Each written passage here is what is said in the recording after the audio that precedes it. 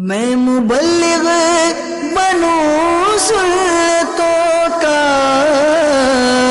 خوب چرچا کروں سنتوں کا، ہو کرم بہر خاک مدینہ۔ الحمدللہ رب العالمین، والصلاة والسلام علی سید المرسلین، اما بعد فاعوذ باللہ من الشیطان الرجیم، بسم اللہ الرحمن الرحیم، الصلاة والسلام علیک یا رسول اللہ وعلى آلك وصحابك يا حبيب الله، الصلاة والسلام عليك يا نبي الله،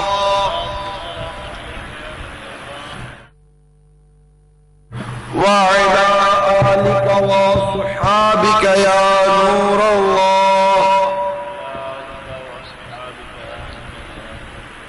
سرکار مدینہ راحت قلب و سینہ صلی اللہ تعالی علیہ وآلہ وسلم کا فرمان عالی شان ہے، جو کوئی مجھ پر ایک مرتبہ درود پڑھتا ہے اللہ تعالی اس پر 10 رحمتیں نازل فرماتا ہے، اس کے 10 گناہوں کو معاف فرماتا ہے اور اس کے 10 درجات کو بلند فرماتا ہے۔ صلو علی الحبیب صلی اللہ تعالی علی محمد، توبوا الی اللہ، استغفر اللہ، صلو علی الحبیب صلی اللہ تعالی علی محمد۔ دعوت اسلامی کے تحت ہونے والا عظیم الشان سنت و بھرا اجتماع با سلسلہ جشن معراج جاری ہے۔ انشاءاللہ عز و جل آج آپ کی بارگاہ میں معراج کا واقعہ بیان کرنے کی کوشش کروں گا۔ چنانچہ حضرت سیدنا ابو سعید خدری رضی اللہ تعالی عنہ بیان کرتے ہیں کہ نبی رحمت شفیع امت صلی اللہ تعالی علیہ وسلم سے آپ کے اصحاب نے عرض کیا، آپ ہمیں شب معراج کا واقعہ بیان کیجئے۔ چنانچہ نبی رحمت صاحب معراج صلی اللہ تعالی علیہ وسلم نے معراج کا واقعہ بیان فرمایا۔ مختلف احادیث اور مختلف راویوں کے حوالے سے، کتب احادیث کے حوالے سے جو روایتیں کتابوں میں نقل ہیں ان کا مجموعہ عرض کرنے کی کوشش کروں گا۔ چنانچہ سرکار مدینہ صلی اللہ تعالی علیہ وسلم نے ارشاد فرمایا، میں نے مسجد حرام میں عشاء کی نماز پڑھی، پھر میں سو گیا، پھر ایک آنے والا آیا اور اس نے مجھے بیدار کیا، مجھے کچھ نظر نہ آیا، پھر میں مسجد سے باہر نکلا اور غور سے دیکھا تو مجھے کھچر سے مشابہ ایک جانور نظر آیا، اس کے کان اوپر کو اٹھے ہوتے، اسے براق کہا جاتا ہے۔ مجھ سے پہلے انبیاء علیہ السلام اس قسم کے جانور پر سواری کرتے تھے، جہاں تک اس کی نظر ختم ہوتی وہاں اس کا قدم رہتا، میں اس پر سوار ہو گیا، اور جو سرکار صلی اللہ تعالی علیہ وسلم کو لینے کے لیے حاضر ہوئے تھے وہ جبرائیل علیہ السلام تھے۔ انہوں نے نبی پاک صلی اللہ تعالی علیہ وسلم کے براق کی رکاب تھامی، حضرت سیدہ میکائیل علیہ السلام نے لگام تھامی، اور آقا مدینہ صلی اللہ تعالی علیہ وسلم براق پر سوار ہوئے۔ آپ فرماتے میں جس وقت سواری کر رہا تھا مجھے دائیں جانب سے کسی شخص نے آواز دی، یا محمد صلی اللہ تعالی علیہ وسلم، میں آپ سے سوال کرتا ہوں مجھے دیکھو۔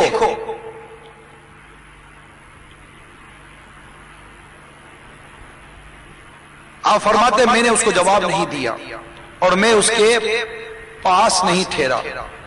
پھر مجھے اپنی بائیں جانب سے کسی نے آواز دی، میں نے اسے بھی نہیں دیکھا اور اسے بھی کوئی جواب نہیں دیا۔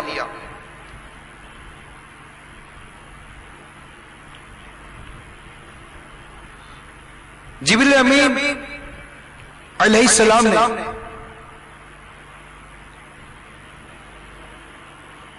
اس شخص کے بارے بتایا کہ جس نے پہلے آپ کو آواز دی وہ یہودی تھا، اگر آپ اسے جواب دیتے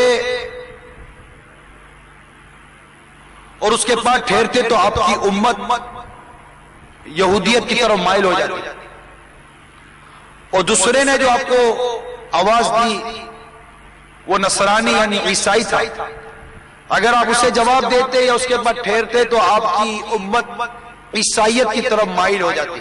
یہ سلسلہ سفر کا جاری تھا کہ نبی پاک صلی اللہ تعالی علیہ وسلم فرمایا ایک عورت انتہائی زینت سے آراستہ اپنی باہیں کھولے کھڑی تھی، اس نے بھی کہا محمد صلی اللہ تعالی علیہ وسلم میں آپ سے سوال کرتی ہوں مجھے دیکھو۔ میں نے اس کو بھی جواب نہیں دیا اور نہ اس کے پاس ٹھہرا۔ جبرائیل امین علیہ السلام نے کہا یہ دنیا تھی، اگر آپ اس کو جواب دیتے تو آپ کی امت دنیا کو آخرت پر اختیار کر لیتی۔ الغرض ہمارا سفر جاری رہا اور ہم بیت المقدس پہنچے، وہاں پر انبیاء کرام علیہ السلام اپنی سواریاں جہاں باندھتے تھے وہاں سواری باندھی گئی۔ میرے آقا صلی اللہ تعالی علیہ وسلم نے انبیاء کرام علیہ السلام کی امامت فرمائی۔ پھر جبرائیل علیہ السلام نے آسمان کا دروازہ کھلوایا، وہاں سے آسمانوں کا سفر شروع ہوا، کیونکہ معراج یہ 3 حصوں میں منقسم ہے، مسجد الحرام سے مسجد اقصی تک، مسجد اقصی سے سدرۃ المنتہا، آسمانوں سے گزرتے ہوئے سدرۃ المنتہا تک، اور سدرۃ المنتہا سے پھر لا مقام کی سیر کا آغاز ہوا۔ جب آسمانوں کا سفر شروع ہوا تو جبریل امین علیہ السلام نے آسمان کا دروازہ کھلوایا، کہا گیا یہ کون ہے؟ کہا جبریل۔ پوچھا آپ کے ساتھ کون ہے؟ کہا محمد صلی اللہ تعالی علیہ وسلم۔ پوچھا گیا کیا انہیں بلایا گیا ہے؟ کہا ہاں۔ میرے آقا صلی اللہ تعالی وسلم نے فرمایا پھر میں نے حضرت آدم علیہ السلام کو ان کی اس صورت میں دیکھا جس میں انہیں بنایا گیا تھا۔ ان پر جب ان کی اولاد میں سے مومنین کی روحیں پیش کی جاتی تو فرماتے یہ پاکیزہ روح ہے،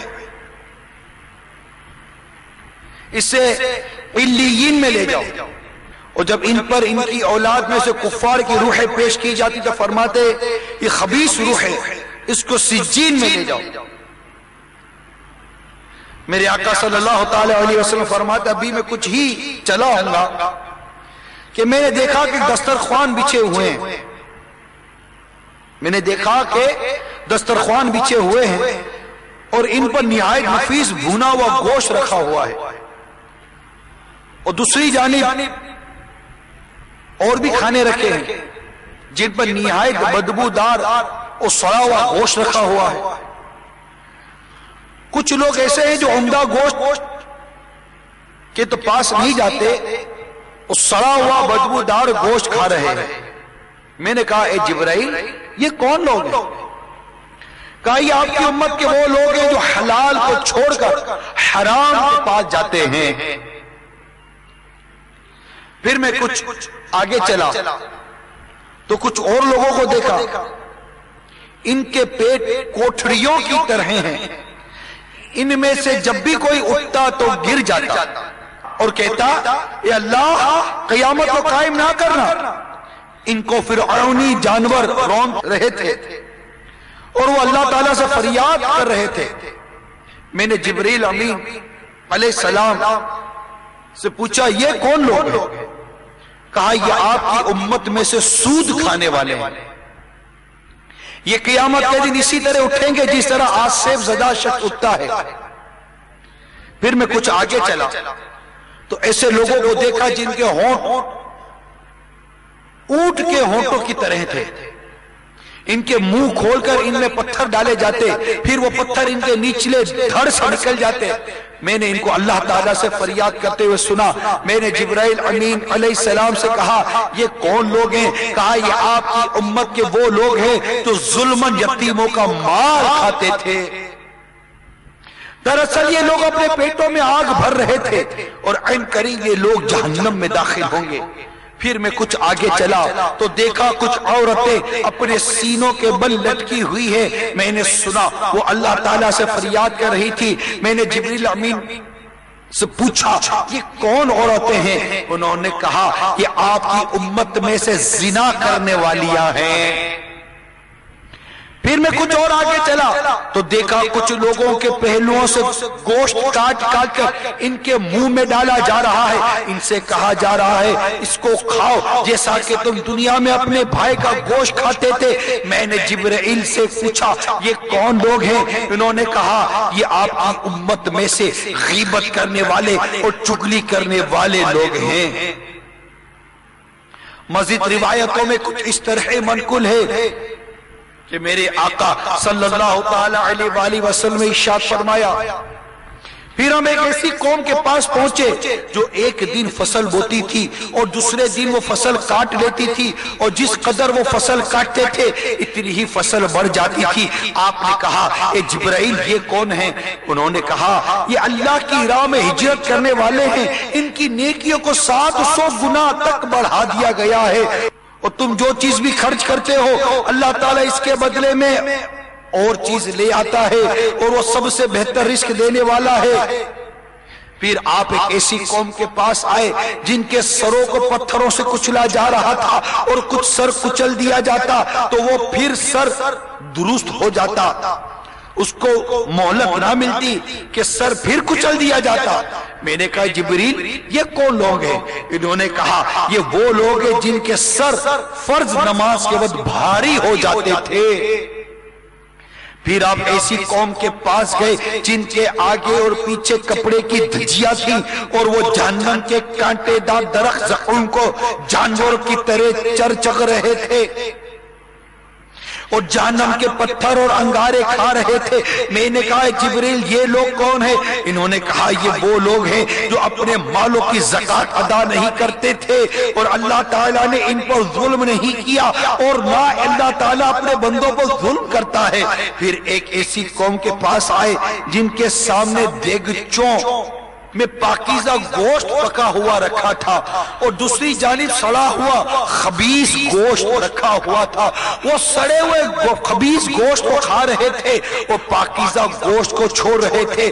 میں نے پوچھا اے جبرائیل یہ کون ہیں؟ بتایا گیا یہ وہ لوگ ہیں کہ انہوں نے اپنی طیب پاکیزہ بیویوں کو چھوڑ کر رات بھر بدکار عورتوں کے پاس گزارتے تھے۔ پھر میں نے دیکھا راستے میں لکڑی ہے جو ہر کپڑے کو پھاڑ دیتی ہے اور ہر چیز کو زخمی کرتی ہے۔ میں نے پوچھا یہ کیا ہے؟ انہوں نے کہا یہ آپ کی امت کے ان لوگوں کی مثال ہے جو لوگوں کا راستہ روک کر بیٹھ جاتے ہیں۔ پھر ایک ایسے شخص کے پاس سے گزرے جس نے لکڑیوں کا ایک گٹھا جمع کر لیا جس کو وہ اٹھا نہیں سکتا، اور وہ اس گٹھے میں مزید لکڑیاں ڈالنا چاہتا تھا۔ آپ نے فرمایا جبریل یہ کیا ہے؟ انہوں نے کہا یہ آپ کی امت میں سے وہ شخص ہے جس کے پاس امانتیں تھیں اور وہ ان کو ادا نہیں کر سکتا تھا، اور وہ مزید امانتیں رکھ لیتا تھا۔ پھر ایک ایسی قوم کے پاس سے گزرے جن کی زبانیں اور ہونٹ آگ کے انگاروں سے کاٹے جاتے تھے، اور جب بھی ان کو کاٹ دیا جاتا وہ پھر پہلے کی طرح ہو جاتے اور ان کو ذرا مہلت نہ ملتی۔ آپ نے کہا جبرائیل یہ کیا ہے، یہ کون لوگ ہیں؟ کہا گیا یہ امت کے فتنہ پرور واعظین ہیں، بیان کرنے والے ہیں۔ پھر آپ کا گزر ایک چھوٹے پتھر سے ہوا جس کے سوراخ سے ایک بڑا بیل نکل رہا تھا، پھر وہ بیل اس سوراخ سے داخل ہونا چاہتا لیکن داخل نہ ہو سکتا۔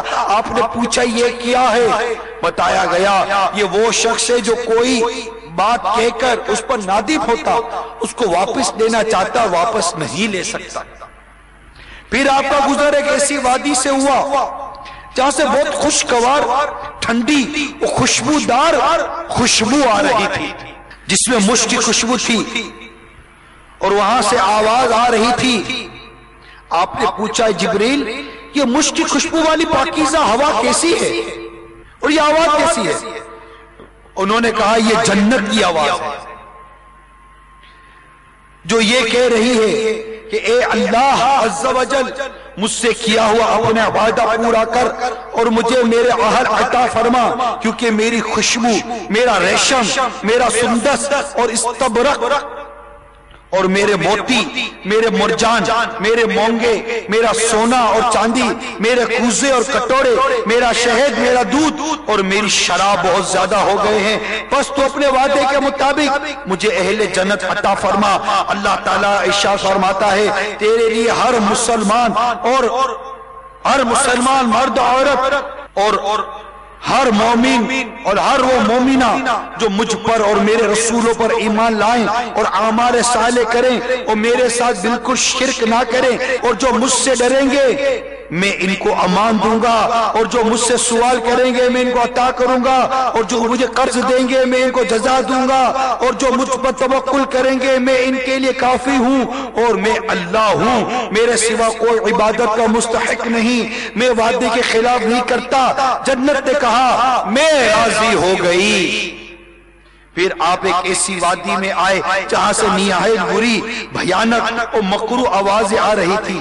آپ نے فرمایا اے جبرائیل یہ کیسی آوازیں ہیں؟ انہوں نے کہا یہ جہنم کی آواز ہے جو کہہ رہی ہے مجھے اہل دوزخ عطا کر جن کا تو نے مجھ سے وعدہ کیا ہے، کیونکہ میرے توق، میری زنجیریں، میرے شعلے، میری گرمی، میرا دھوئر، میرا لہو اور پیپ اور میرے عذاب اور سزا کے اسباب بہت وافر ہو گئے ہیں، میری گہرائی بہت زیادہ ہے اور میری آگ بہت تیز ہے، مجھے وہ لوگ دے جن کا تو نے مجھ سے وعدہ کیا ہوا ہے۔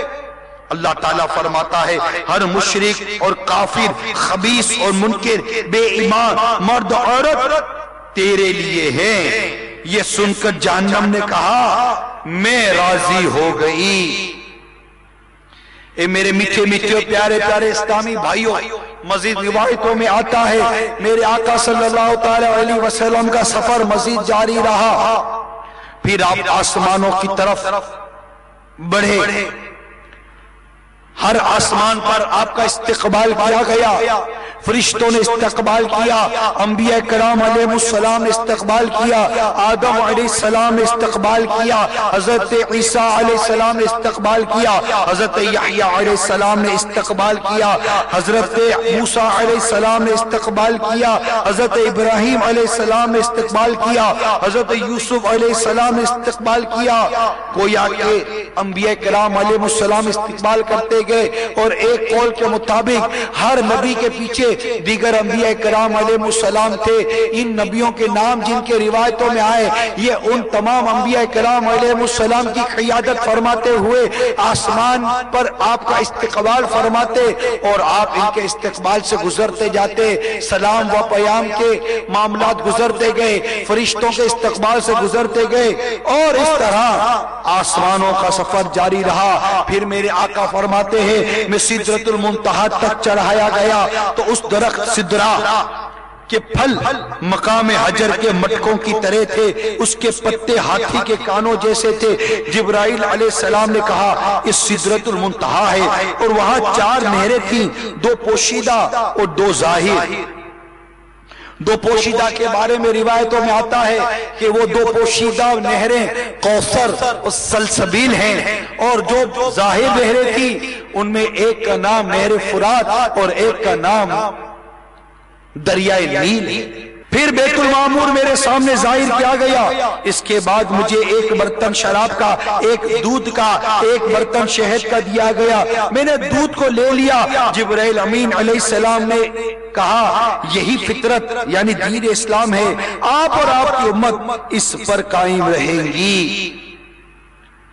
میٹھے میٹھے پیارے پیارے اسلامی بھائیوں، مزید روایتوں کا خلاصہ ہے کہ یہاں سے براق اور جبریل امین وہی رہ گئے، کیونکہ سدرۃ المنتہا کے آگے جبریل امین نہیں بڑھ سکتے تھے، کیونکہ سدرۃ المنتہا کے آگے بڑھنا، اس کے متعلق علماء کرام کی اقوال نقل ہے کہ سدرۃ المنتہا وہ جگہ ہے جس سے آگے فرشتے نہیں جا سکتے، اور نہ کسی کو یہ علم ہے کہ سدرۃ المنتہا کے ماورا کیا ہے۔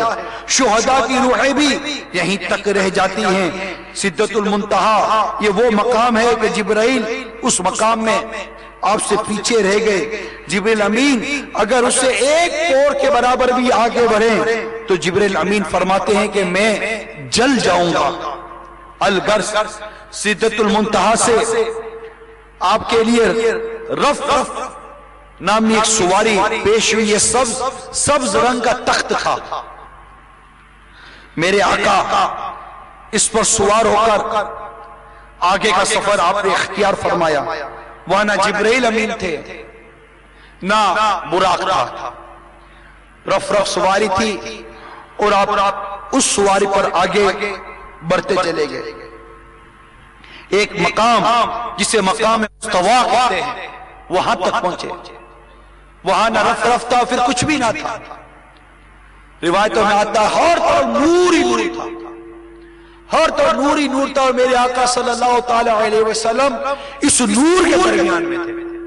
پھر روایتوں میں آتا ہے امام بہقی اور حضرت ابو ہریرہ رضی اللہ تعالی عنہ کی روایتوں میں اس طرح کا مضمون بھی موجود ہے کہ اس وقت اللہ تبارک و تعالیٰ نے میرے آقا صلی اللہ تعالی علیہ وسلم سے کلام فرمایا، اور کچھ یوں ارشاد ہوا، اے محبوب مانگیے۔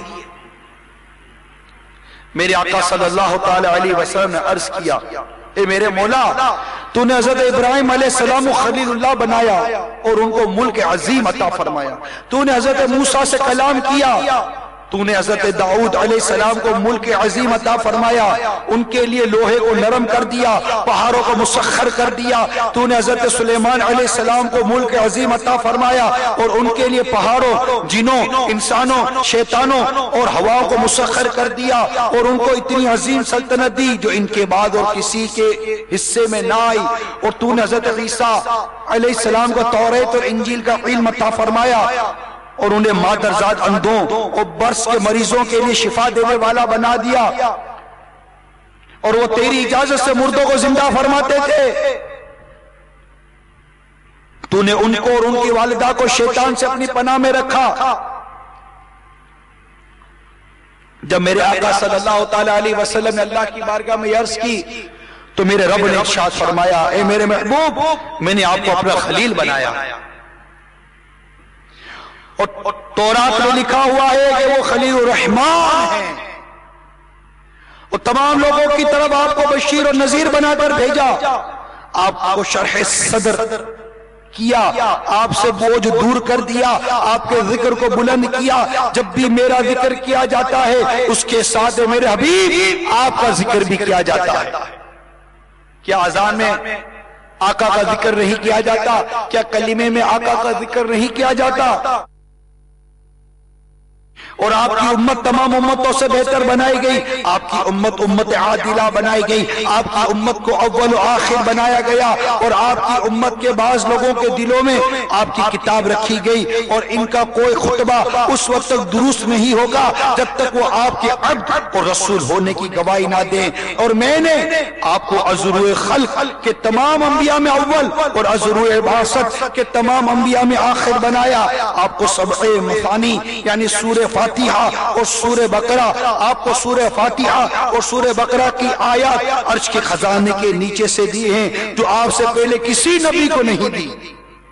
پھر میرے آقا صلی اللہ تعالی علیہ وسلم کا یہ قول نقل ہے، میرے رب نے مجھے فضیلت دی، مجھ کو رحمت للعالمین بنایا، تمام انسانوں کے لیے بشیر و نذیر بنایا، میرے دشمنوں کے دل میں ایک ماہ کی مسافت سے میرا رعب ڈال دیا، میرے لیے مال غنیمت کو حلال کر دیا جو مجھ سے پہلے کسی کے لیے حلال نہیں ہوا، اور تمام روئے زمین کو میرے لیے مسجد اور تیمم کا ذریعہ بنایا، اور مجھے جوامع الکلام بنایا، اور مجھ پر تمام امت کو پیش کیا گیا، اور اب امت کا کوئی فرد مجھ پر مخفی نہیں ہے، خواہ وہ تابع ہو یا متبوع۔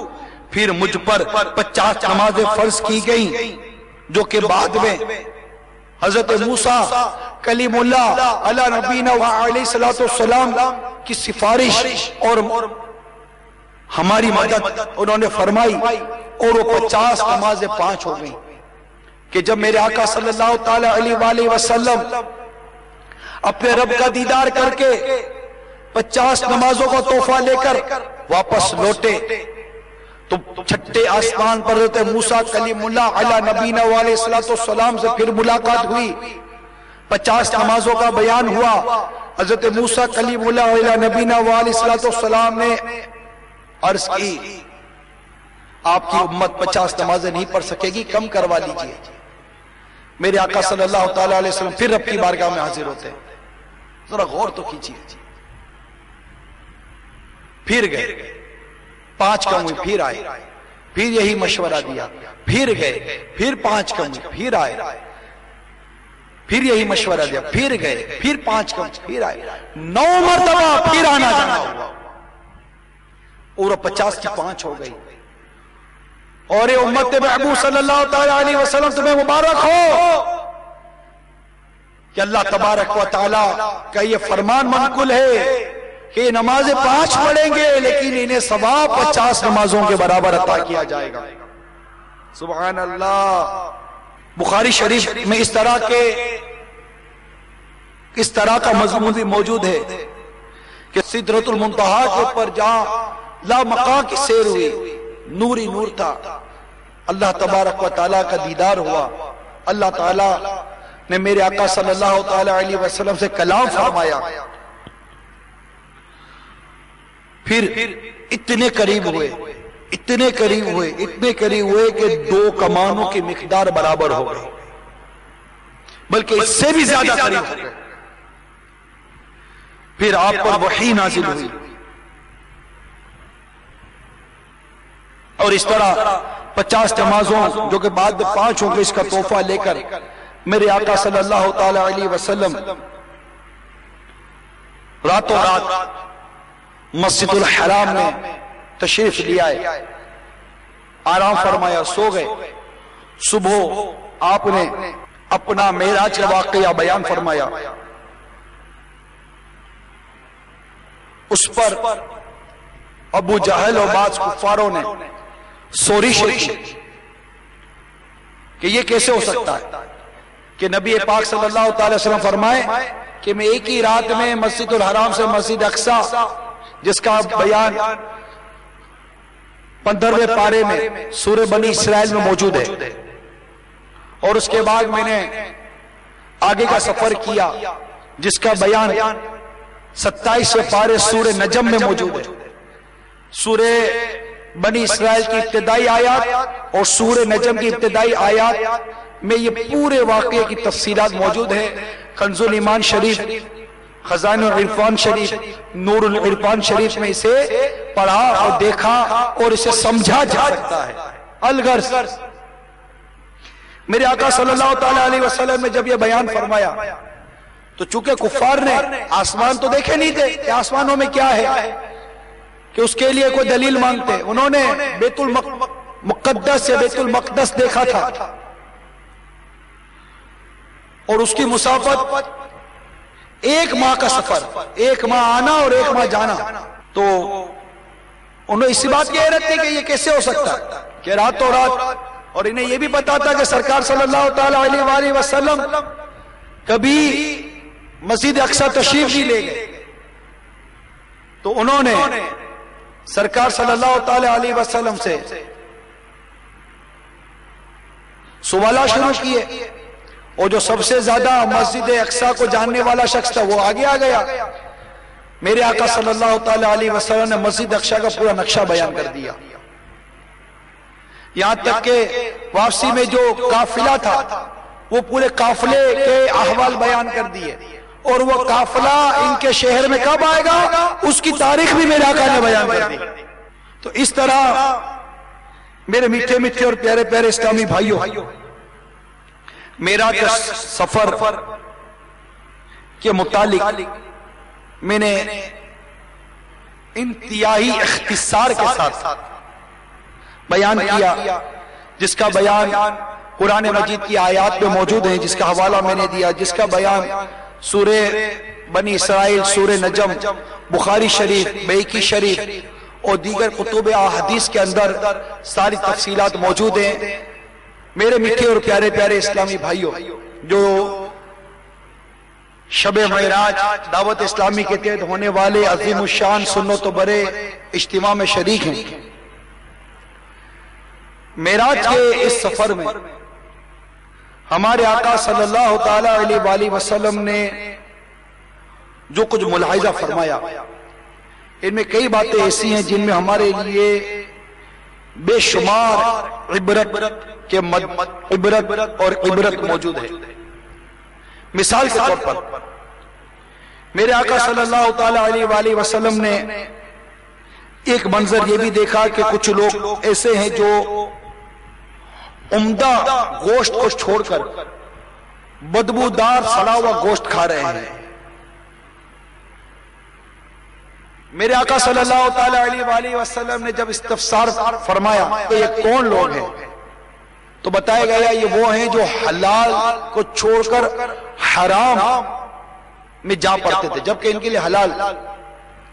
اس میں ہمارے لیے کتنی عبرت ہے کہ جو حلال کو چھوڑ کر حرام میں پڑتا ہے، یہ اس کا عذاب تھا کہ میرے آقا صلی اللہ تعالی وسلم نے ان کا یہ منظر دیکھا، انہیں ایسی سزا ملے گی کہ وہ اچھا اور عمدہ گوشت چھوڑ کر سڑا ہوا اور بدبودار گوشت کھا رہے ہوں گے۔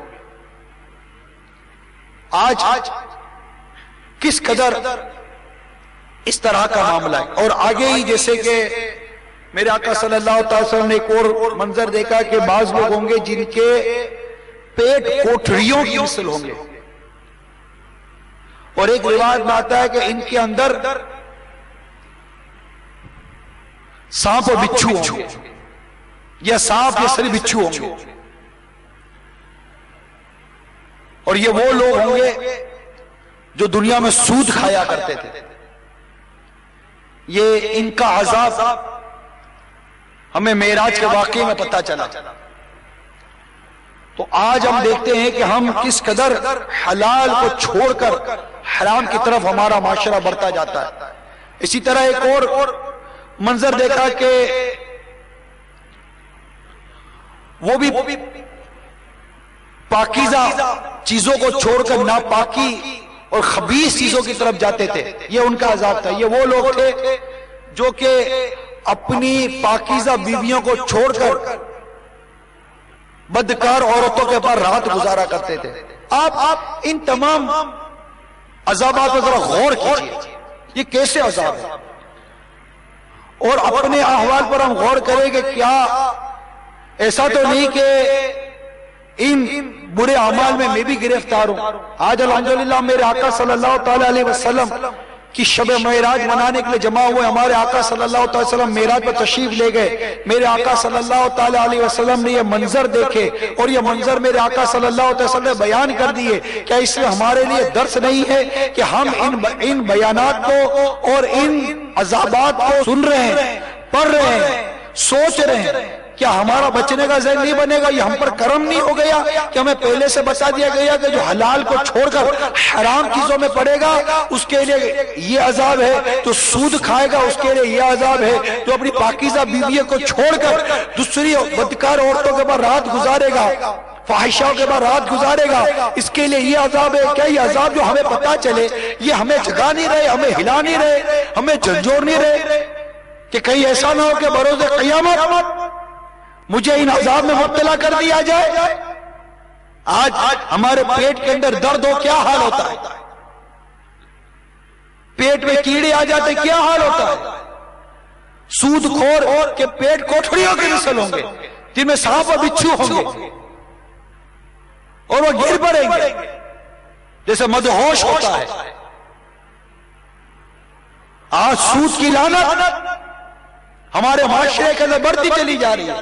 کیا امیر کیا غریب جس کو دیکھو سود کے پیچھے پاگل بنا پڑا, اور کسی صورت کوشش کی جاتی ہے کہ کوئی ایسی صورت نکل آئے کہ میرے لیے یہ لینا درست ہو جائے. بھائی کیوں لینے کی, بھائی کیا ضرورت ہے آپ کو, کیا کھانے کو روٹی نہیں مل رہی آپ کو, کیا رہنے کو مکان نہیں آپ کے پاس, کیا پہننے کو کپڑا نہیں آپ کے پاس, آخر کیا چیز ہے. وہی نا سہولت کے لیے سود لینا کس قدر برائی ہے کہ سود حرام اور جہنم میں لے جانے والا کام ہے. شراب آج ہمارے معاشرے میں پانی کو چھوڑ کر لوگ شراب پی رہے ہیں, حلال آمدنی کو چھوڑ کر حرام کما رہے ہیں. جو حلال کو چھوڑ کر حرام میں پڑے گا, آپ نے اس کا عذاب سنا نہ کیا, اس کو کس قدر سخت عذاب میں مبتلا کیا جائے گا کہ وہ قیامت کے دن بدبودار اور سڑا ہوا گوشت کھا رہا ہوگا. آج دنیا کے اندر ہمیں اچھی اچھی غذاؤں کے لیے ہم حرام کما لیتے, اچھی اچھی سہولتوں کے لیے حرام کماتے, کل قیامت کے دن کیا کریں گے. یہ بڑی غور طلب بات عرض کر رہا ہوں میں. سوچئے میرے میٹھے اسلام بھائیو, سوچئے کہ آج حلال کو چھوڑ کر حرام میں ہاتھ ڈال دیا, سود میں ہاتھ ڈال دیا, ناجائز آمدنی کر لی, فاحشہ عورتوں کے پاس جا کر, بدکار عورتوں کے پاس جا کر اپنی خواہشیں پوری کر لی, سب کچھ کر لیا, مگر کب طلق کریں گے؟ کبھی سوچا ہے اس بات پر کب طلق کریں گے, کتنے برس کریں گے؟ جوانی کتنی کر لیا تو بہت زیادہ جوانی میں کر لیں گے, ادھر پر میں کیا آگاہ ساتھ دیں گے, پھر بڑھاپے کی ندامت بھی اگر ہوئی تو کیا اللہ خالص توبہ عطا کر دے. تو میرے میٹھے پیارے اسلامی بھائیوں, جو آج معراج کی رات دعوت اسلامی کے سنت و بر اجتماع میں جمع ہوئے ہو, ہمارے آقا صلی اللہ تعالی علیہ وسلم نے جو معراج کی شب عذابات دیکھے اور ہمیں بیان کی, اس میں ہمارے لیے درس ہے, ہم اس میں درد حاصل کریں. پھر اس شخص کو, ایک شخص کو دیکھا جس کا سر بھاری پتھر سے کچلا جا رہا ہے اور اسے مہلت نہیں مل رہی, اور یہ وہ شخص ہے جو جس کا سر فرض نمازوں کے وقت بوجھل ہو جاتا تھا. آج ہنستے ہنستے نماز قضا کر رہے ہیں, ہم ہنستے ہنستے نماز قضا کر رہے ہیں. چوک پر بیٹھے ہوئے نماز قضا ہو گئی, ہوٹل پر بیٹھے نماز قضا ہو گئی, کارخانے میں بیٹھے نماز قضا ہو گئی, دکانوں پر بیٹھے نماز قضا ہو گئی, بستر پر سوتے سوتے فجر قضا کر دی. آج اس قضا نمازوں کا بظاہر ہمیں وزن اور ہمیں اس کا احساس نہیں ہو رہا. نماز قضا ہو گئی, ہمیں احساس نہیں ہوتا. اللہ ماشاءاللہ کوئی ہو جو فجر میں جس کی نماز فجر قضا ہو گئی ہو اور وہ ندامت کے ساتھ اٹھا ہوگا, ہائے افسوس میری فجر قضا ہو گئی, ہائے افسوس میری فجر قضا ہو گئی. اللہ ماشاءاللہ, ورنہ فجر قضا ہو گئی, کس کو ندامت, ظہر قضا ہو گئی, کس کو نماز پڑھنے کی اس قدر بے حسی ہے نماز کے معاملے میں. اللہ مان والا, اس قدر بے حسی ہے. آج مسلمانوں کی اکثریت نماز نہیں پڑھ رہی, نماز نہیں پڑھ رہی, اور معذرت کے ساتھ جو نماز پڑھتی ہے وہ درست نماز نہیں پڑھتی. انہیں نماز پڑھنے نہیں آتی, انہیں نماز کے فرائض اور شرائط کا علم نہیں ہے, طہارت کا علم نہیں ہے, قرات کا علم نہیں ہے. اس قدر دینی ماحول سے دوری, سنت و برے ماحول سے دوری, علم دین سیکھنے سے دوری. تو یہ میرے میٹھے پیارے اسلامی بھائیوں, ان واقعات میں ہمارے لیے جو عبرت کی باتیں ہم اسے لیں, اور آج اس سنت و برے اجتماع میں ہم یہ نیت کر کے کھڑے ہوں کہ ہم انشاءاللہ تعالی اپنی زندگی کو سنت و بری زندگی کے سانچے میں ڈھالیں. معراج کی رات جو آقا صلی اللہ تعالی علیہ وسلم نے عذابات کے مناظر دیکھے، ہم ان عذابات سے بچنے کے لیے کوشش کریں گے، حلال استعمال کریں۔ میٹھے اسلام بھائیو، حلال کی طرف آئیں، ہم حرام کی طرف جا رہے ہیں۔ آج گانے باجے کون نہیں سننا، بتائیے نا، کون ہے جسے میوزک اچھا نہیں لگ رہا، کون ہے جسے گانے اچھے نہیں لگ رہے معاذ اللہ، کون فلمیں نہیں دیکھ رہا، کون ڈرامے نہیں دیکھ رہا، کون ٹی وی پر بے حیائی کے مناظر نہیں دیکھ رہا، آپ ہی بتائیے نا۔ اور یہ سارے ناجائز اور حرام کام کر کے کل بروز قیامت پھنس گئے تو کہاں جائیں گے؟ پھر زانیہ، وہ عورتیں جو زنا کرتی ہیں، زنا کرواتی ہیں، ان کا عذاب بھی یہاں بیان ہوا۔ پھر ایک اور عذاب یہاں دیکھا گیا کہ کچھ لوگوں کے پہلوؤں سے گوشت کاٹ کاٹ کر ان کے منہ میں ڈالا جا رہا ہے اور ان سے کہا جا رہا ہے کہ اس کو کھاؤ جیسا کہ تم دنیا میں اپنے بھائی کا گوشت کھاتے تھے۔ وہ بتایا گیا یہ وہ لوگ ہیں جو غیبت کرنے والے اور چگلی کرنے والے لوگ ہیں۔ بتا تو صحیح ہے، میٹھے اسلام، سوچے تو صحیح۔ آج ہم چار اسلامی بھائی بیٹھ کر ہنس ہنس کر کسی کی غیبت تو کر رہے ہیں، برائی تو بیان کر دی، چگلی تو کر دی ہنس ہنس کے، اس کا عذاب کیسے برداشت کریں گے؟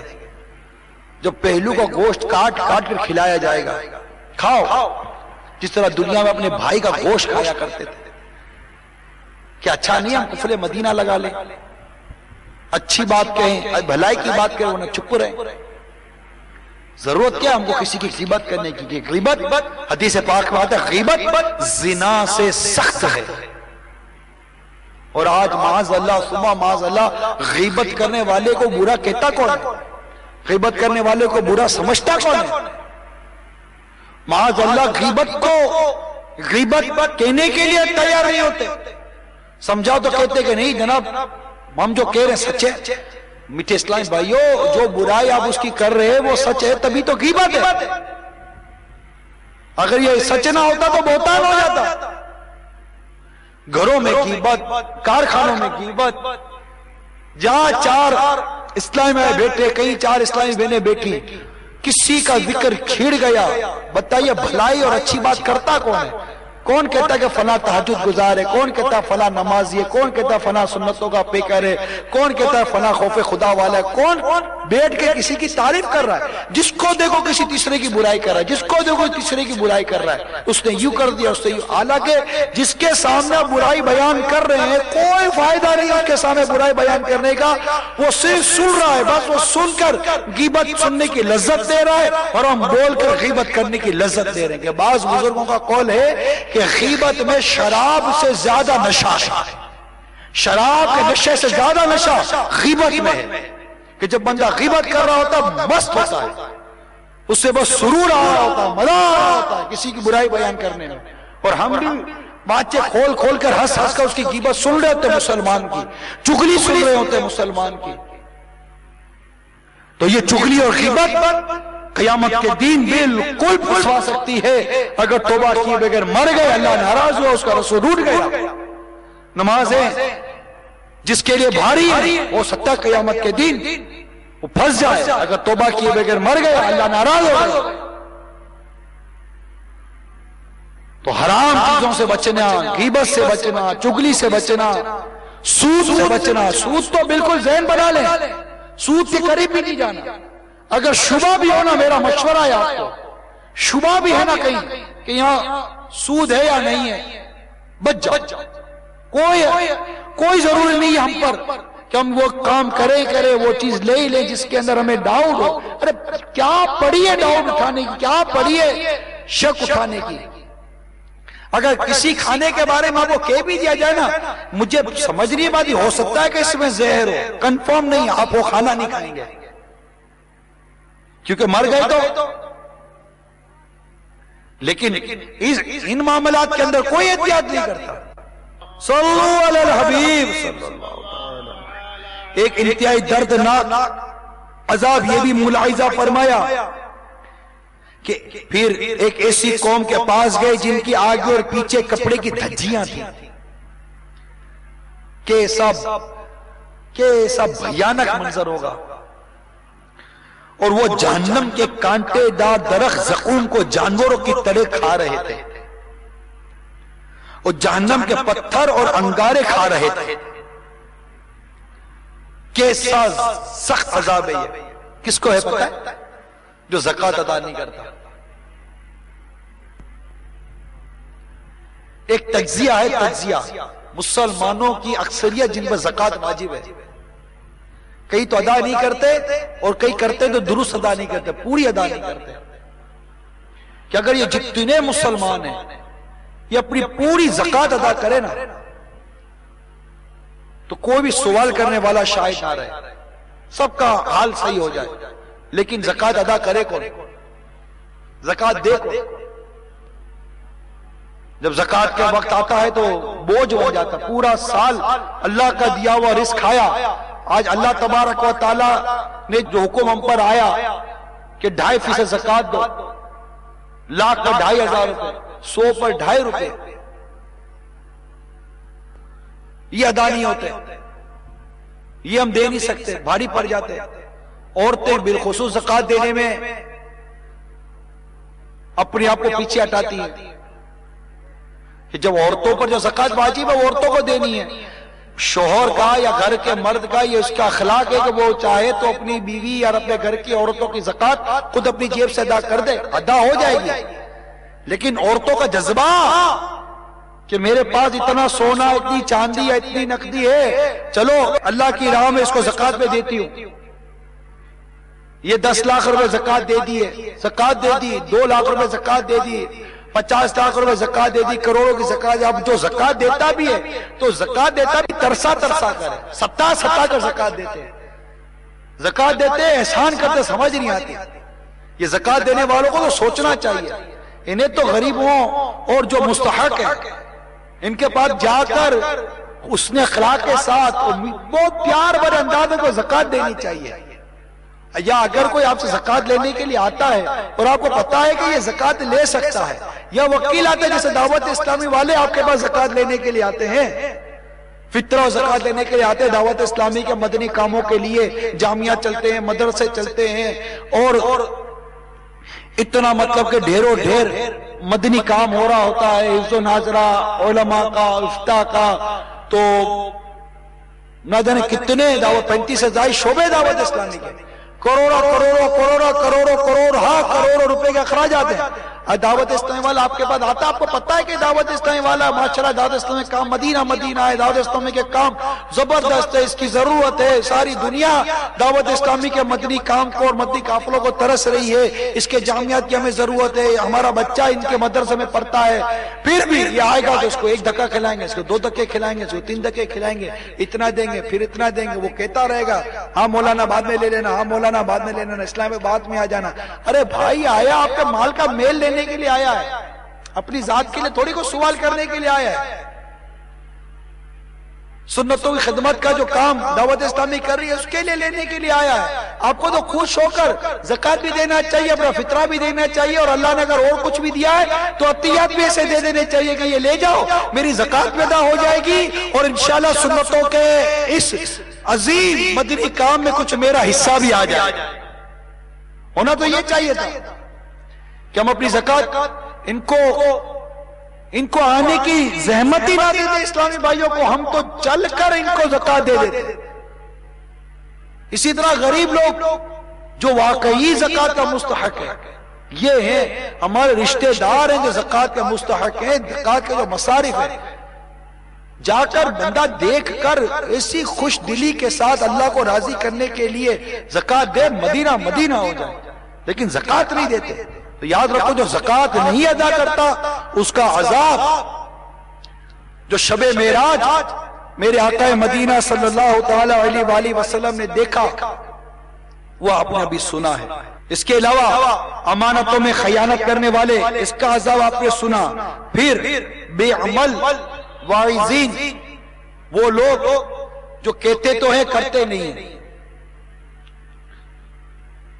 نمازوں کے بارے میں تو بیان کریں گے، نماز پڑھو نماز پڑھو نماز پڑھو، اور خود نماز نہیں پڑھیں گے، زکوٰۃ دو زکوٰۃ دو، خود زکوٰۃ بھی نہیں دیتے، لوگوں کو عمل کا کہتے خود بے عمل کی زندگی گزارتے ہیں، یہ امت میں فتنہ و فساد برپا کرتے ہیں۔ ایسے بولنے والے، ایسے واعظ کرنے والے، بیان کرنے والے، مقررین یہ سب سوچیں کہ ان کا عذاب کتنا سخت ہے، اللہ ناراض ہوا، اس کے حبیب روٹ گئے، توبہ کیے بغیر مر گئے، تو ان کا عذاب یہ ہے کہ ان کی زبانیں اور ہونٹ آگ کے انگاروں سے کاٹے جاتے ہیں۔ اللہ حافظ، اللہ ہمیں باعمل بنا دے۔ نیکی کی دعوت تو دینی ہے، یہ بات ذہن بنا لیجئے۔ میرے آقا صلی اللہ تعالی علیہ وسلم فرماتے پہنچا دو میری طرف سے ایک ہی آیت کیوں نہ ہو، اور مسلمان کو تو ویسے ہی باعمل ہونا چاہیے۔ بے عملی مسلمان، بے عملی کیسے؟ نمازوں کا پابند ہونا چاہیے مسلمان کو، زکوٰۃ ادا کرنے والا ہونا چاہیے، استطاعت ہو تو حج ادا کرنے والا ہونا چاہیے، فلم ڈراموں سے بچنے والا، گانے بازیوں سے بچنے والا ہونا چاہیے، نماز وقت پر پڑھنے والا ہونا چاہیے۔ دیکھیں تو صحیح، اے معراج، جشن معراج منانے والے اسلامی بھائیوں، یہ جی ہاں، یہ نماز وہی ہے جو معراج کی شب ہمارے آقا کو اللہ تبارک تعالیٰ نے عطا کی ہے۔ آج جشن معراج منانے والا بھی اگر نماز نہیں پڑھے گا تو پھر نماز کیسے بنے گی بات؟ کہ ہم الحمدللہ معراج منانے والے لوگ ہیں، جشن معراج منانے والے لوگ ہیں، ہمیں تو سب سے پہلے مسجد میں ہونا چاہیے، پہلی صف میں ہونا چاہیے، فجر کی نماز با جماعت ہمیں ادا کرنی چاہیے۔ الحمدللہ ہم معراج منانے والے ہیں، ہم شب برات منانے والے ہیں، ہم 11ویں منانے والے ہیں، الحمدللہ ہم نیازی بھی ہیں، نمازی بھی ہیں، بلکہ پہلے نمازی ہیں پھر نیازی ہیں۔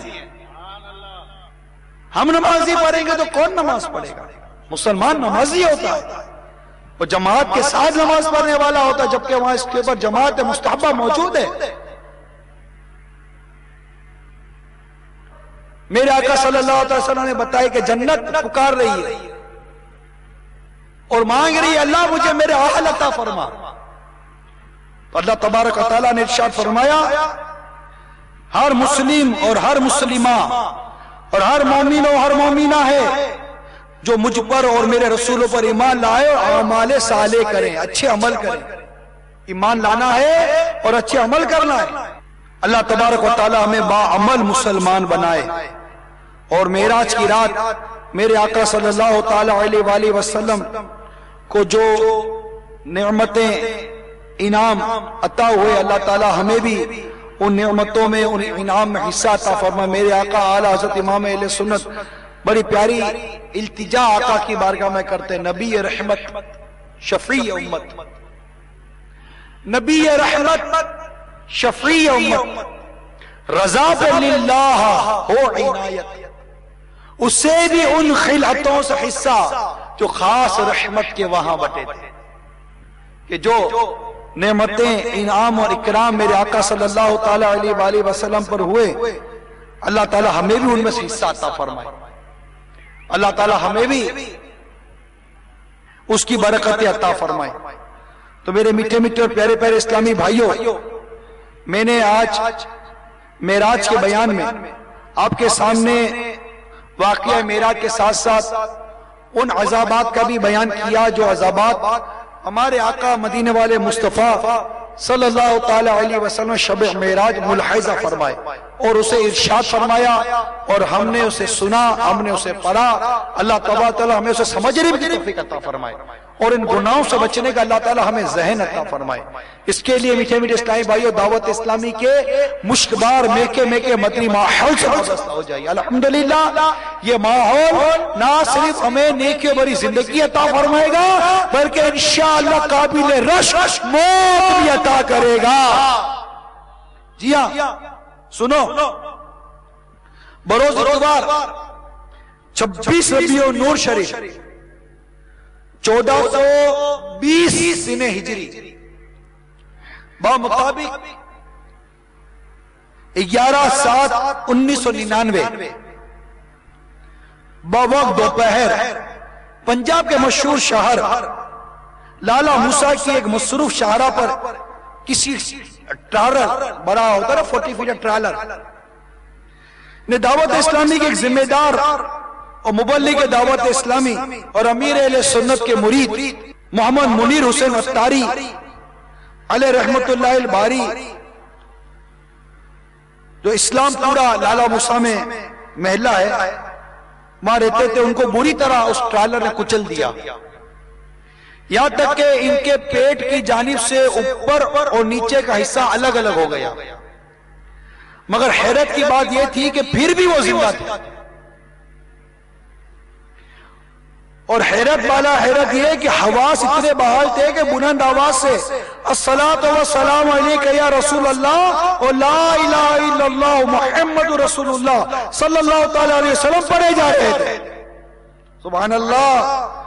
لالہ موسیٰ کے اسپتال میں ڈاکٹروں کے جواب دے دینے پر انہیں شہر گجرات کے عزیز بھٹی اسپتال لے جایا گیا۔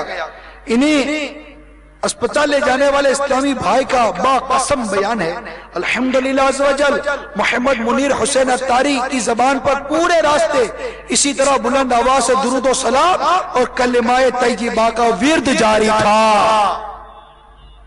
یہ مدنی منظر دیکھ کر ڈاکٹرز بھی حیران و ششدر تھے کہ یہ زندہ کس طرح ہیں، اور حواس اتنے بحال ہیں کہ بلند آواز سے درود و سلام اور کلمہ طیبہ پڑھے جا رہے ہیں۔ ان کا کہنا تھا کہ ہم نے اپنی زندگی میں ایسا با حوصلہ اور با کمال مرد پہلی مرتبہ ہی دیکھا ہے۔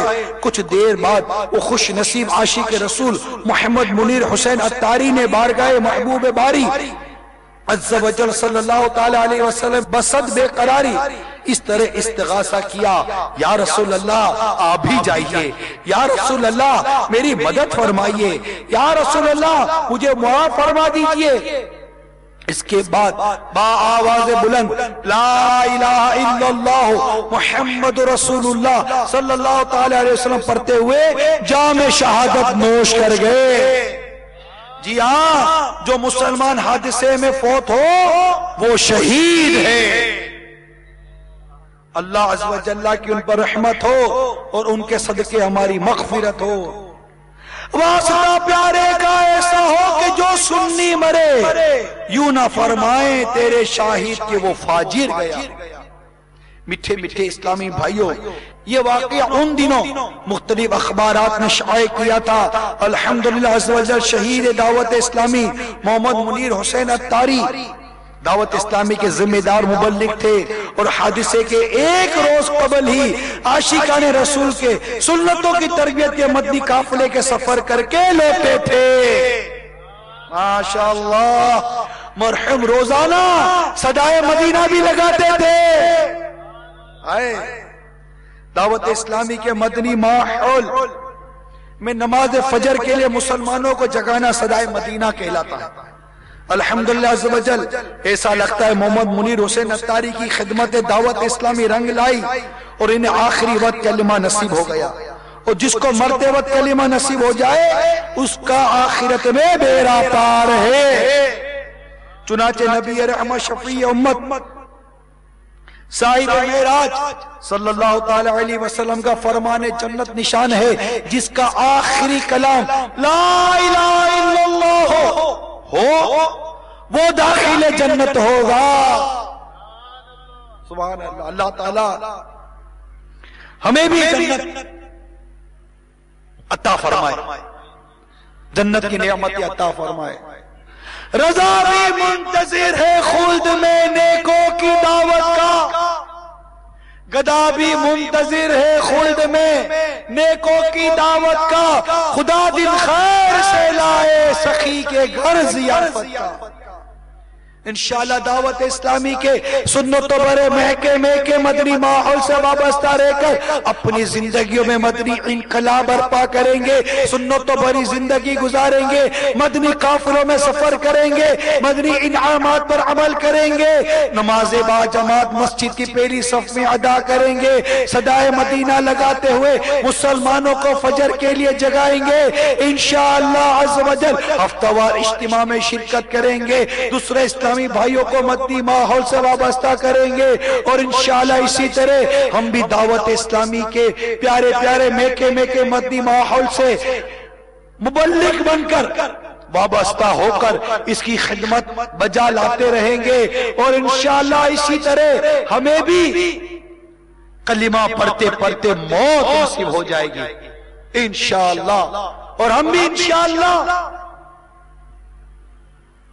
جب قیامت کے دن اٹھیں گے آقا کی شفاعت لیں گے، آقا کی شفاعت کا سوال کریں گے، اسألوکا شفاعت یا رسول اللہ۔ آقا آپ کی سنتوں پر عمل کرنے والے تھے، امامہ پہننے والے تھے، داڑھی رکھنے والے تھے، نماز پڑھنے والے تھے، آقا آپ کی سنتوں کی خدمت میں بدی قافلوں میں سفر کرنے والے تھے، آقا اگرچہ گناہگار تھے مگر دعوت اسلامی والے تھے، مبلغ تھے، یا رسول اللہ کہتے تھے، ہم آپ کے غوث پاک کو مانتے تھے، ہم آپ کے لاڈلے شہزادے غوث پاک کے غلام تھے، آقا ہم غریب نواز کے غلام تھے، آقا اعلی حضرت کے غلام تھے، آقا ہم اہل سنت سے تعلق رکھتے تھے، آقا قادری کہلاتے تھے، آقا رضوی کہلاتے تھے، آقا ضیائی کہلاتے تھے، آقا عطاری کہلاتے تھے، کا شفاعت یا رسول اللہ۔ آقا اگرچہ بدکار تھے، اگرچہ سیاہکار تھے، مگر آپ کے نیک بندوں کی نسبتیں تھی، آقا آپ کی غلامی کا پٹا ہمارے گلے میں تھا، آقا ہم پر رحم فرمائیں گے، آقا ہم پر کرم فرمائیں گے، اور اللہ کی رحمت سے اپنے رب سے بخشوا کر ہمیں جنت میں لے جائیں گے، خلد میں ہوگا ہمارا داخلہ اس شان سے یا رسول اللہ کا نعرہ لگاتے جائیں گے، یا رسول اللہ یا حبیب اللہ، یا رسول اللہ یا حبیب اللہ، خلد میں ہوگا ہمارا داخلہ اس شان سے، خلد میں ہوگا داخلہ اس شان سے، یا رسول اللہ کا نعرہ لگاتے جائیں گے، یا رسول اللہ، یا رسول اللہ،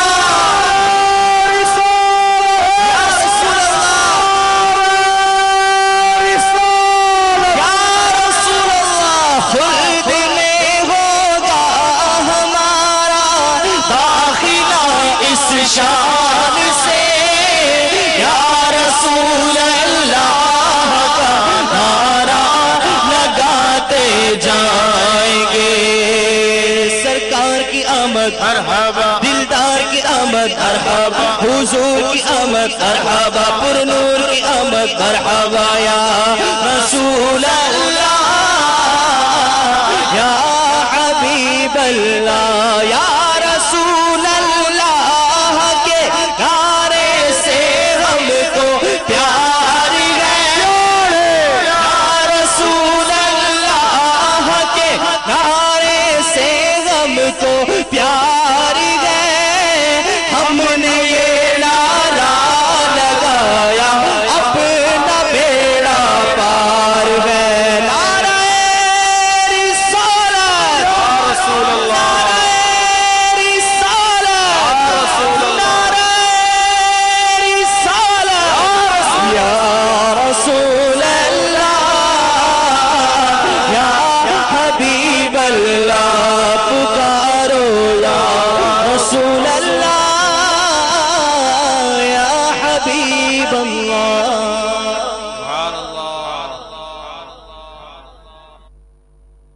میں مبلغ بنوں سنتوں کا، خوب چرچا کروں سنتوں کا، ہو کرم بہر خاک مدینہ۔